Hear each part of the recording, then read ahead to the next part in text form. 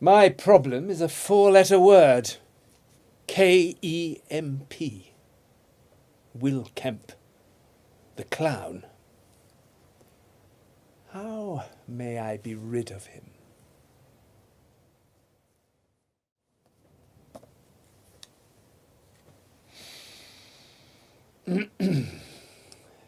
This jester, unrivalled master of the cursed jig, is a bugbear for the serious playwright. The jigs of which he is undoubted king are demanded by audiences after every play. Usually performed by 3 or 4 actors, such riotous turns contain crude songs soon to be heard all over town. These jigs are the bane of my life. Imagine a tragedy that has built up to some carefully arrived at mayhem, when immediately one is immersed in a meaningless, devil-may-care frolic.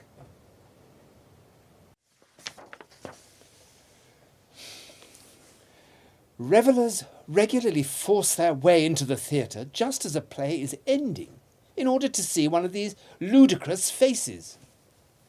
No, farces. I must find a solution or invent a ploy. I need a rag to draw the bull. Were I to lead this crazed loon by his obscene horns, offering him a starring role in the middle of one of my plays, I might well pen him in. Then, having shifted the jig and quietened the end of the play, I might set about quietening the fool.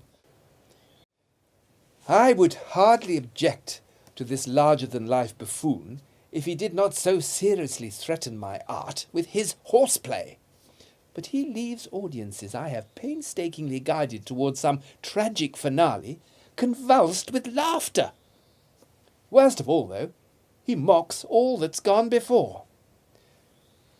Sliding like a fat leech onto my body of work just as it comes to rest, he drains the life out of it. Riding on its back, he whips it. Riding on its back, he whips it and me, mimicking a tender love scene as he farts and leaps about. Every day, the milk I have gently warmed is on the point of turning to cream, when suddenly it curdles. But the very rod or staff with which Kemp beats me at the end of every play, I will borrow to beat him with.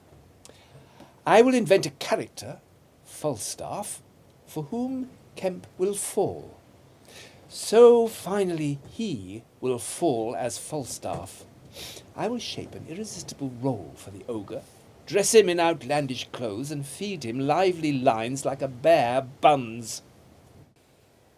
He will be so busy playing to his audience that he will not notice the play closing like a cage around him in an iron embrace before it swallows the lunatic whole.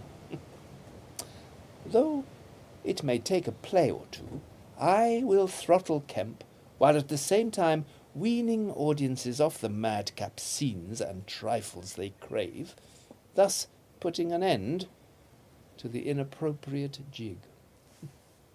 Very good.